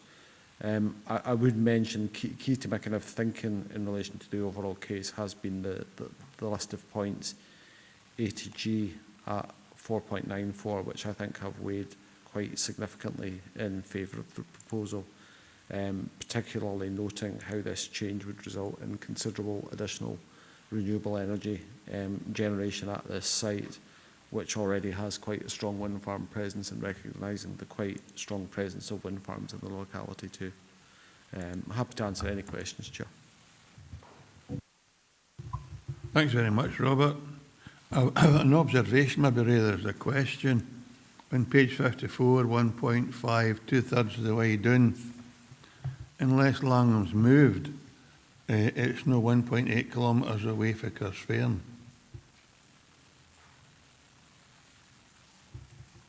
I think it's just a misspelling or a wrong word. It might be Lowther Hills or something. But I don't think Sankers and Kirkconnell are part of the Langham scenic area.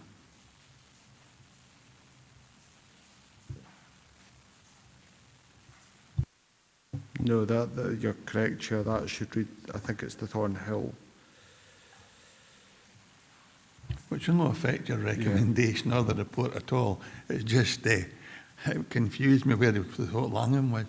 Any other questions for Andy McFarlane? Andy, please. Yeah, thank you, Chair. Robert, thank you for that presentation. First question is, on page 53, we say that if we were to appeal against it, then we'd be outside our date. Just for clarity and just for, I suppose, for the record, if we could get a detail as to why we didn't comply within the deadlines as stipulated. And then I'll go on to my questions in relation to the paper. On page 54, we talk about the regeneration, I think it was, is how you described it. I'd be interested to know how many how many turbines are actually gone. I didn't pick that up in your presentation. And then on page 56, we have the 1.11 talks about the amount of savings, 50,000 tonnes of CO2, but it doesn't take into account the fact that we've already put foundations in for these and transported them and everything else, and then we're going to take all that out. So there's no consideration of the comparison of what we're going to have compared to what we currently have. So I think that that's a little bit disingenuous because it talks about the fossil fuel generating capacity. And then on page 66, it talks about adverse scale. And I suppose my main concern in relation to this is a leakage or a creep in relation to the fact that if we have smaller turbines being replaced by larger ones because the area currently has turbines, at what point are we going to stop building bigger turbines and just replacing them? I just get the impression that we're going to have the situation whereby things that are currently not very visible will just be replaced by things that are bigger and become more visible and acceptable because it seems to be a wind farm sort of area. So, and then last one was on page 84. It says that there are significant visual effects on some sensitive areas, and yet we're still recommending that this goes ahead. So there's a good number in there for Robert to go at. Thanks. Thanks, Councillor McFarlane. Robert, please. Thanks, Jim. I'm hoping I've noted these down correctly, but if not, then please come back. In relation to the extension of the deadline, there hasn't been an agreed extension with the Scottish Government. Now, what's been a fairly long-standing process has been that when you get a consultation from the Scottish Government on a case like this, you have 4 months within which to respond. Now, you can go back and you can request an extension to that, and you can get an extension, but the Scottish Government will also consult the applicant during that process, and the applicant isn't obliged to agree to that, so it has to be a tripartite agreement. So if you're seeking a longer period to respond, clearly this is way beyond 4 months, you have to get the agreement of the Scottish Government, and the Scottish Government have to get the agreement of the applicant before they'll do that. So we did agree to an extension earlier in the process, but the applicant wasn't prepared to agree to an extension to that process as they're entitled to do. So as a result, if members are minded to object to this proposal today, it won't trigger a statutory PLI, as has happened in other cases. So that is the situation in relation to that. In relation to the issue arising at page 54,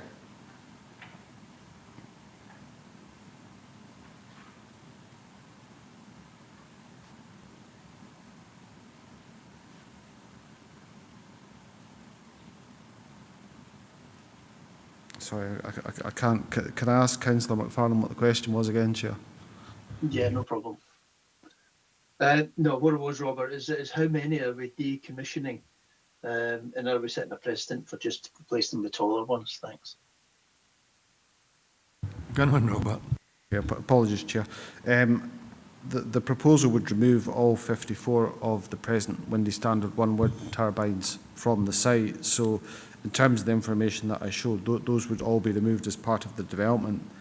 The other points in relation to the carbon calculator and the amount of CO2 that would be saved, what I've quoted in the report has been the applicant's own submission. I haven't been able to get that scrutinised or interrogated by a third party. It's just been accepted as submitted. The other points, page 66, that's the external landscape consultant's observation on the proposal. And yes, there are adverse scale comparisons, if you like, and there are concerns there in relation to landscape, and that's been taken into account as part of the wider balance when looking at MPF4 as well as LDP2. One of the key issues going forward in relation to scale, it's at the moment there is a consultative draft landscape sensitivity study, which is an update on the version that was undertaken in 2017, and indeed it still forms part of the supplementary guidance to LDP2. This is a slightly different format. It is out to consultation at the moment. It's been to Environment and Infrastructure Committee being approved by members. It is hoped that that will come in to be new supplementary guidance to Local Development Plan 2 before the end of March 2025. One of the difficulties at the moment, Chair, is that a lot of the guidance in what's known as the DGWLCS, which dates back to 2017, simply doesn't cater for the prevailing turbine types, which tend to be over 200 metres now. So it's to try and bring the situation up to date. It's to try and bring more weight to LDP2 so that we have a better means of looking at landscape character and scale as an issue. So what I've done, yes, it's not perfect. Yes, these are large-scale turbines, but I think when you look at it, there is the scale in the landscape here. And there also is, again, the positive aspects of the development that I've quoted in the report, particularly at 4.95, I think weigh in favour of this development, but it is a balanced consideration. In terms of future cases, as always, you know, Chair, it's every case in its own merits. But I think in future, if we do get the landscape sensitivity study adopted as supplementary guidance in LDP2, we'll be able to engage more fully with that issue. I think it will give us a good policy basis going forward, and it will enable us to look in more sensitive locations as to how much weight we give to that issue. So I don't think it opens the door for kind of carte blanche larger turbines at any location. Far from it. I think it will actually give us a better means of differentiating between the right development in the right location and cases that aren't. Thanks, Robert. I'm sure we'd all support the perception of the right development in the right place. And to go back to the first point that Councillor McFarlane raised, it's exercised this committee before the fact that we haven't been able to determine an application in time for the appellant to go to Scottish Government and in some way circumvent the process that we would want to be involved in. And I understand from a discussion with Mr Sutty that it's becoming less and less likely that this will happen with Robert acting on a regular basis dealing with the applications for wind farms as they come in, although it's still a challenge. But the risk apparently for us being presented with an overtime case in the future is less likely. I hope that gives you some confidence, Councillor McFarlane, but happy to have you come back if you have something else you want to say. No, thank you, Chair. Obviously, it's important that we do get the opportunity to look at them when we can, but if we've got that, then that's great. Thanks. Thanks, Robert. Thanks very much, Councillor McFarlane. I have Councillor Drysdale and then Councillor Slater. Drysdale, Pauline, please. Thank you very much, Chair. Thanks for the presentation. Robert, there's a number of things I just want to raise here. First of all, I'd like to congratulate you. In this report, we see detailed information on the construction and traffic management plan and the fact that a community liaison group will be set up. I think this is really important for the people of the Glenkens, as they are having so much of their daily lives interrupted if these construction traffic plan management plans aren't in place and they don't have the chance to liaise. So, you know, that has to be a good liaison between the timber transport as well as the wind turbine companies. And I see in the report that there will be reconstruction of roads and management of bridge crossings. So we shouldn't get into the difficulties that we did get into during the COVID period, which was a very challenging time for the people of the Glenkens. So it was just a talk, if you don't mind, Robert, on page 98, 4.4, the proposals for renewable energy developments must be considered under LDP2 policy 1N1. And I want to attract fellow members to number F, the impact on tourism, recreational interests and the public access. We have 4 major hills that are climbable for tourists and people who reside here. And one of these is Cairnsmoor of Carstfairn. The council have worked really hard with Criffel and also car parks at the Merrick and Cairnsmoor itself. But at Cairnsmoor of Carstfairn, I just want to talk about core paths. And that is alluded to in the document as well.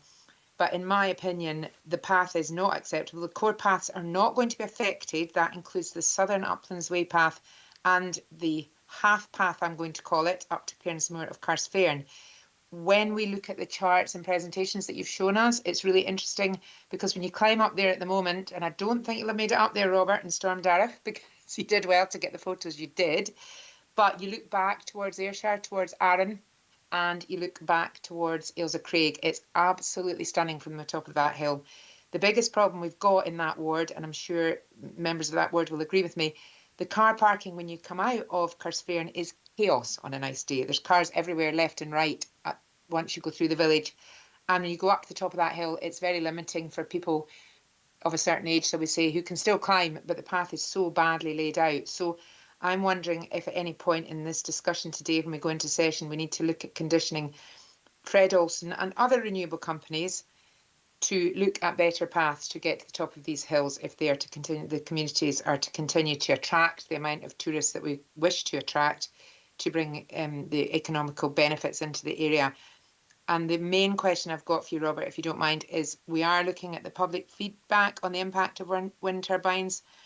That draft wind energy landscape sensitivity study finishes on the 20th of December. I think for this survey that will not be relevant to this application, so if you could just confirm that with me. And then, Chair, if I go through yourself to ask at what point we can look at conditioning these big wind turbine companies to giving back some community benefit in terms of finishing paths off on these huge developments. Thank you very much, Chair. Thanks, Pauline. Robert? Thanks, Chair. I was in contact with the relevant policy officer in Shona McCoy's team about the kind of status to give to the consultative draft landscape sensitivity study, and I had suggested we can't really give that much weight at this point in time because of its status, and he agreed with that, so I went forward on that basis. But I have made reference to it in the report, so I think at this stage, before there's even been a chance to look at what kind of consultation responses have come in, it's too early to really use that meaningfully in the determination. It is part of the consideration, but again, I don't think it really carries much weight when you look at the bigger picture. It's obviously a consultation with the Scottish Government too, so we're responding as a consultee. So the conditions you see in the report are suggested conditions to the Scottish Government. They can kind of take it or leave it if they want, but you know, my recommendation is that we should suggest these. I think one of these compensatory mitigation, I would agree with what you say about Cairnsmore of Carsfairn. It's a significant hill. The last time I walked up there was in May 2019, and it was in relation to work, it wasn't recreation, but it was absolutely fantastic from a viewpoint perspective, and it was actually very good weather as well, so I do appreciate it as important. It's an important tourism asset and recreational asset. What I would maybe suggest was you've got condition 27 in your report for compensatory mitigation, which it doesn't exactly give an exhaustive list of things that could be done, but I think that is maybe when it says the submitted scheme should address habitat creation, footpaths and amenity, as well as borrow pit restoration. I would hope that there's maybe an opportunity, if that condition is picked up, to look at things like benefiting important footpaths and routes for tourism in the locality, looking at car parking, things like that. So it's maybe a case of, you know, it depends on the outcome of the application, but if the Community Council want to reach out to the applicant or the Scottish Government, that there might be a possibility that there is something there that could be achieved. But I think condition 27 is designed to try and incorporate things like that as part of the proposal, trying to maximise the benefit to the community, if you like. Thank you, Robert. I trust that satisfies Councillor Drysdale. Thank you very much, Chair. Thank you so much, Robert. That's actually really helpful. And I think if this is minded to go through today, we do need to look at 27 compensatory mitigation and also ensure that the council gives the group that's going to be set up the chance to feedback on that. Thank you very much. Thanks, Councillor Drysdale, and Robert's acknowledged that. Last registered speaker, Councillor Slater. David. Yes, thank you, Robert. Thank you for the presentation. It was very, very good, I have to say. The question is, we talk about taking away smaller wind turbines and putting in larger ones.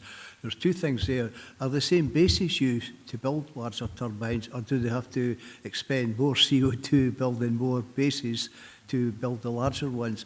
And one last point is, putting in larger turbines, what difference does that make to the dB, the noise coming off the turbines? Does it make a great difference or very little? Thank you. Robert. Thanks, Chair. You're looking at removing the turbines now. As I understand it, for decommissioning, you're unbolting the prefabricated towers and you're taking down the turbine blades and then the cells and everything, not necessarily in that order, because I'm not an expert as to how it's done, but you're left with the base of the original turbines. So there's 54 of those, and decommissioning would involve taking out, as I understand it, the top 1 metre, if you like, of that turbine foundation, reinstating it, but the rest remains in situ on the site.